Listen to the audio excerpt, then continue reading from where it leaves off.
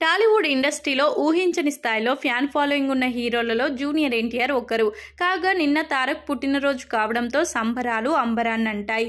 తన పుట్టినరోజు సందర్భంగా అభిమానుల గురించి తారక్ స్పెషల్ పోస్ట్ పెట్టగా ఆ పోస్ట్ నెట్టింట వైరల్ అవుతుంది. తారక్ తన పోస్టులో ప్రియమైన అభిమానులారా, నటుడిగా నా ప్రయాణం మొదలైన రోజు నుంచి నన్ను సపోర్ట్ చేస్తున్నందుకు థ్యాంక్స్ అని పేర్కొన్నారు. మీ అసామాన్య ప్రేమకు నేను కృతజ్ఞుడినని జూనియర్ ఎన్టీఆర్ వెల్లడించారు.